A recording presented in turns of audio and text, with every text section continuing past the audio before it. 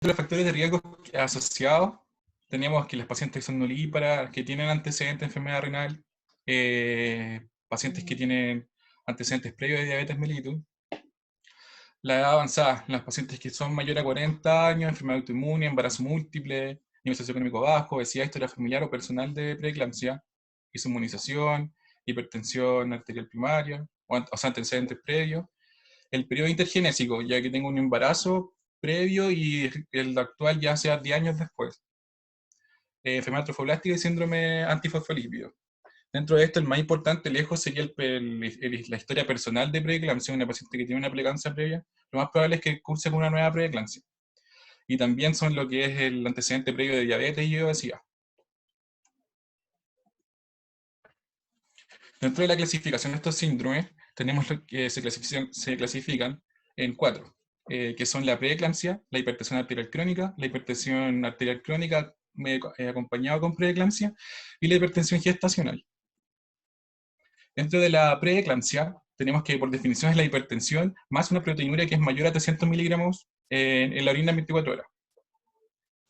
En ausencia de proteinuria, se debe sospechar hipertensión acompañada de, que puede ser cefalea, hipergastralgia, visión borrosa, trombocitopenia y elevación de la enzima hepática. Esta es una enfermedad propia de la segunda mitad del embarazo y que afecta a lo que es principalmente a las primigestas.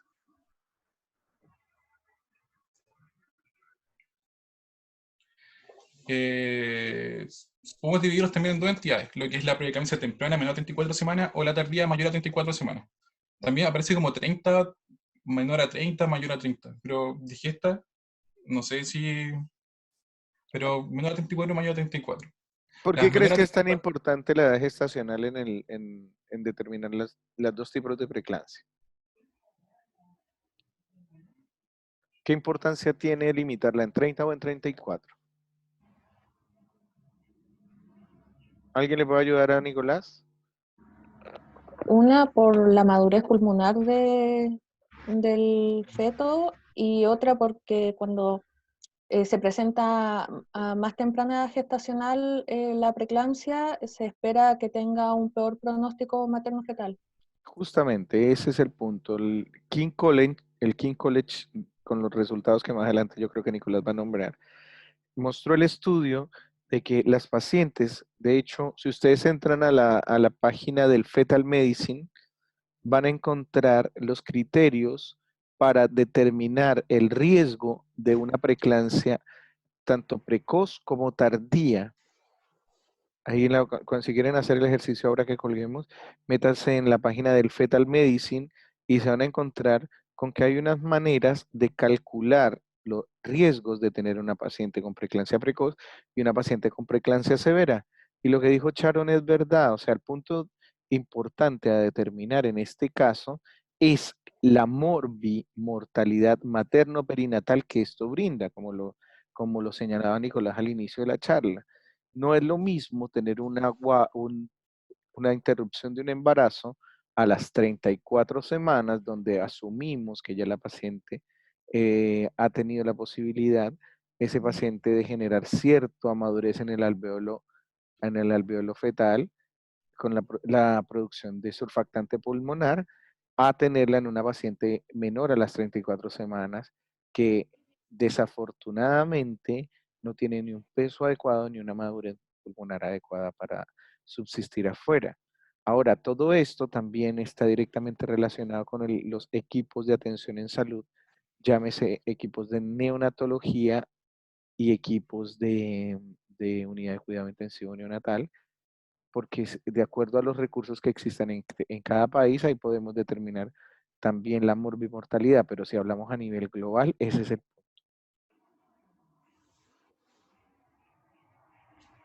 ¿escuchan? Sí, perfectamente. Sigue, ¿Sí? Nicolás. Ya. Entonces, en lo que es la preeclampsia temprana, esta va a estar asociada a defectos de la placentación, o sea, hipoperfusión placentaria y los efectos que tenga durante el embarazo. Además va a haber parto precoz, porque como ya sabemos, la única manera de parar con la fisiopatología hasta ahora es la interrupción del embarazo y la restricción del crecimiento intrauterino. que es lo que está asociado a lo que es la preeclampsia. En cambio, los pacientes que tienen una tardía que se espera mayor a 30-34 semanas, esos están asociados a los factores ya maternos, que es como la eclampsia que pueda tener la madre, y parto peritérmino. Llegan a 37-38 semanas perfectamente. O sea, podría llegar. Y no tienen restricción del crecimiento intrauterino. Aquí A ver, puse una curva, a ver, ¿sí? Nicolás, paremos un poquito. Yo creo que la explicación ahí está un poco extraña, ¿no?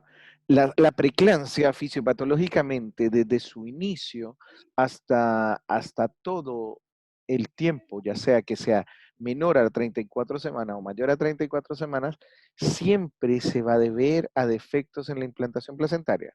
Por definición, la preeclampsia es eso, es un Mm. daño endotelial que se presenta dado las diferentes, o sea, a que las células trofoblásticas no generan una invasión correcta en ese epitelio arterial uterino y eso genera un aumento de la resistencia periférica, lo que indirectamente se va a ver expresado en un aumento del trabajo cardíaco, porque para compensar esa falla y va a generar una alteración a nivel generalizado.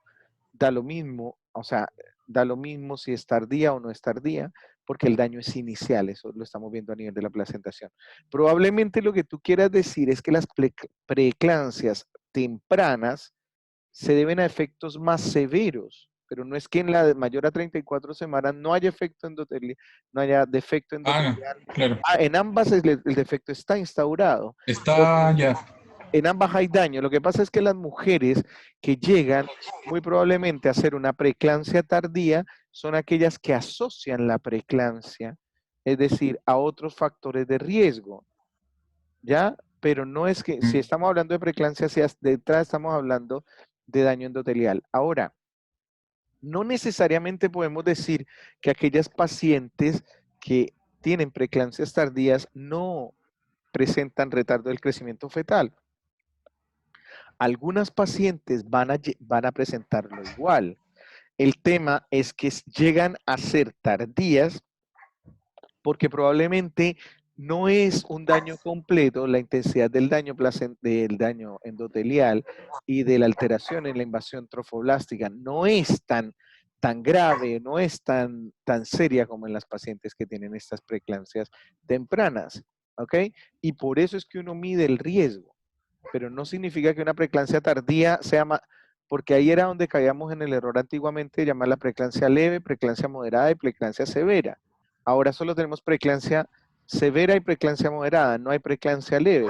Sabemos que el cuadro fisiopatológico es el mismo, ¿ok?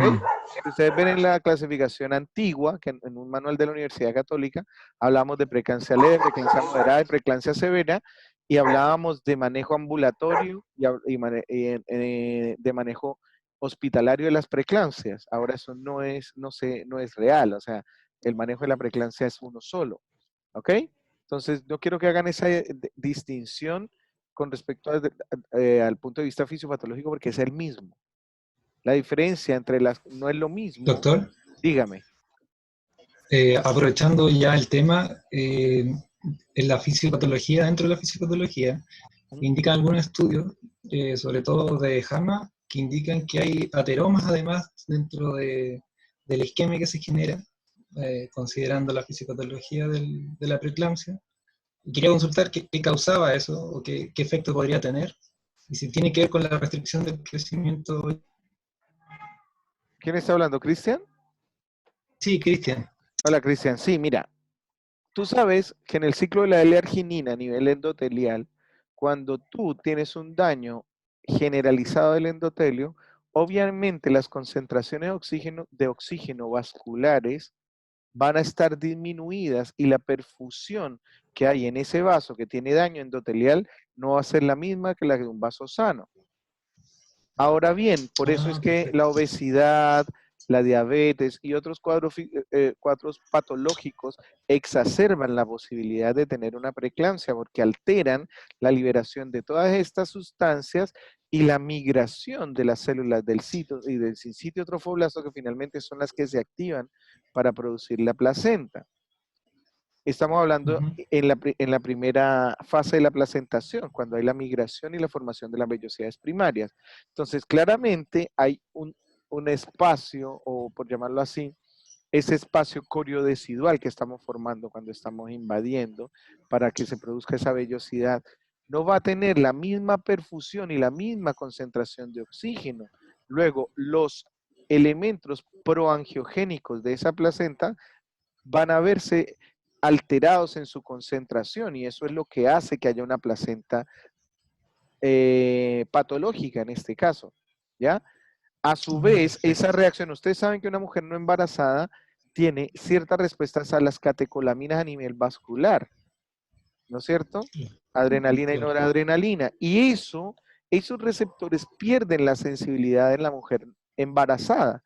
Porque si no, si la Sharon estuviera embarazada y yo le pego un susto, la voy a saltar, ella me hace una vasoconstricción severa y me mata la guagua, ¿no es cierto? Claro.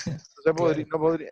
Entonces, sabiamente el cuerpo lo que hace es disminuir esa respuesta para que los cambios a nivel de la resistencia vascular periférica no sean tan fuertes, no sean tan agudos, y de esa manera mantener o garantizar una perfusión placentaria estándar. En la placenta de la paciente preclántica, eso no sucede porque ahí es donde entra el ejemplo que yo le pongo a las pacientes de la manguera de bomberos y la manguera de jardín. Una manguera de jardín es delgadita y dura, ¿no es cierto? Ustedes han intentado Claro. colapsarla con la uña, una manguera de jardín, y es difícil, ¿no es cierto? En cambio, una manguera de bomberos, Sí. ustedes perfectamente la pueden colapsar con la uña, cuando no está pasando flujo por ella. Esa es la conversión que hace el cuerpo a nivel arterial. Convierte una manguera de jardín en una manguera de bomberos. Y en la paciente preclántica esta conversión no se hace en su totalidad o simplemente no se hace. Entonces, eso con el fin de aumentar el volumen sanguíneo, el flujo sanguíneo, tiene que ser un flujo alto. Y eso no se logra en la preeclampsia. Entonces las pacientes quedan como entre tongo y los vilos, con una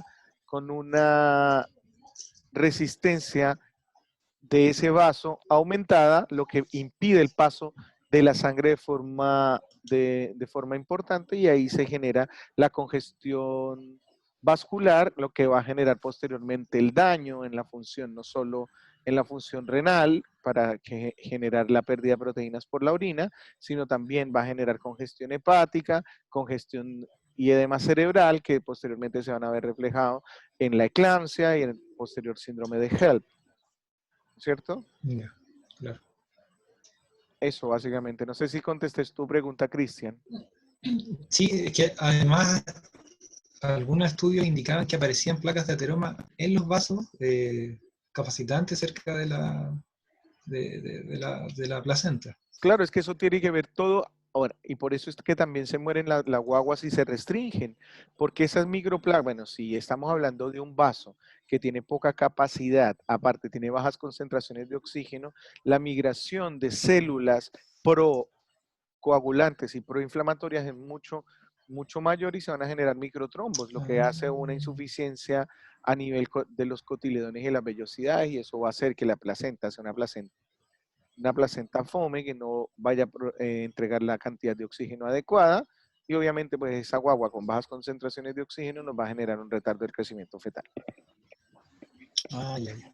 Eso. Gracias, doctor. Vale. Sigue Nicolás. El otro día mostré la curva que se hacen, que están en los cuadernos de control, donde se puede ir midiendo también qué es el peso versus lo que es la semana de gestación. Pero como que eso ya o sea, bueno, dentro de la etiología, esta, si bien es como desconocida, pero hay cierta teoría, están los factores de riesgo. Aquí están como enumerados los factores relacionados a la pareja y factores maternos. Pero como les dije, el más importante vendría siendo el antecedente de la paciente con preeclampsia anterior. Ya. Entonces, la preeclampsia se clasifica en preeclampsia moderada y preeclampsia severa. Siempre el tratamiento definitivo es la interrupción del embarazo. Dentro de los criterios para la presión, para la preeclampsia que es severa, tenemos la crisis hipertensiva, que son la presión arterial sistólica y diastólica mayor o igual a 160 y 110 respectivamente. Hay compromiso neurológico, hay compromiso renal, el compromiso hepático también puede haber, el compromiso cardiovascular y compromiso fetal, como aparece en el cuadro.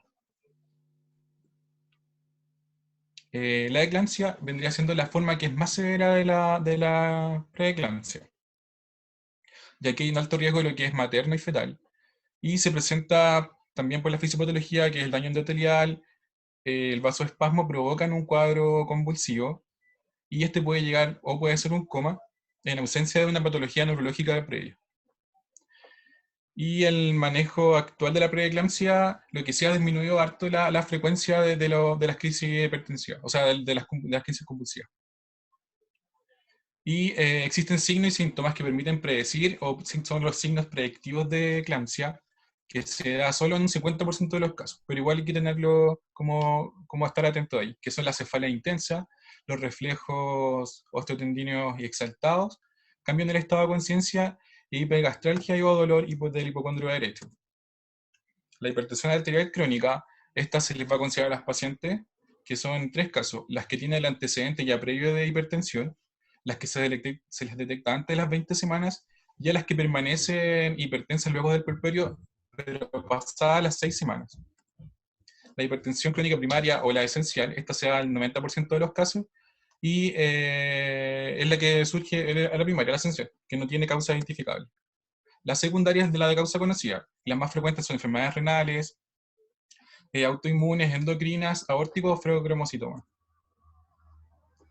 Dentro de la hipertensión crónica también se puede agregar lo que es la preeclampsia, que se llama hipertensión crónica más preeclampsia sobreagregada, y esta tiene una aparición de la preeclampsia en la paciente que ya tiene la hipertensión crónica diagnosticada, y se presenta como descompensación de las cifras tensionales. Aparece también una proteinuria en la segunda mitad del embarazo, y que se tiene un diagnóstico difícil, ya que las pacientes que tienen hipertensión crónica puede que tengan alguna enfermedad renal y que ya cursen con proteinuria desde el inicio del embarazo. La asociación de esto podría empeorar el pronóstico materno y fetal, y la mayoría de los casos se maneja como una preeclampsia severa, que veremos más adelante.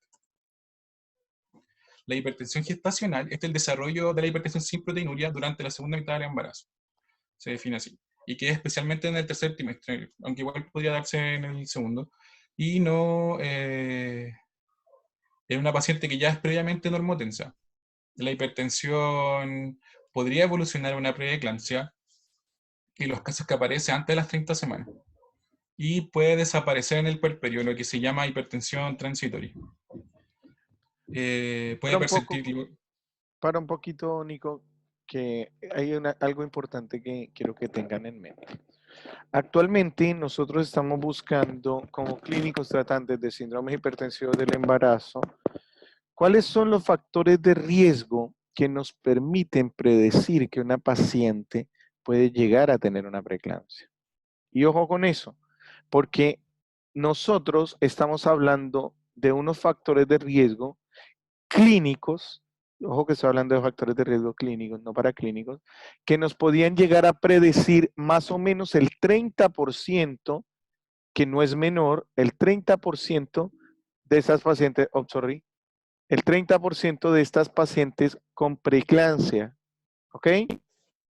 Y a su vez esos factores de riesgo los han clasificado en dos, en factores de riesgo severos y en factores de riesgo moderados. Cuando vimos la cátedra de ginecología en quinto, yo les hablé de ello, y dentro de ellos tenemos los severos, que son bien predictores, como lo había dicho Nicolás, pero para que lo organicen de esa manera, está el antecedente de preeclampsia, número 1, la hipertensión crónica, la diabetes mellitus, el síndrome de anticuerpo fosfolipídico y el lupus eritematoso sistémico, entre otros, y obviamente la enfermedad renal crónica, ¿ok?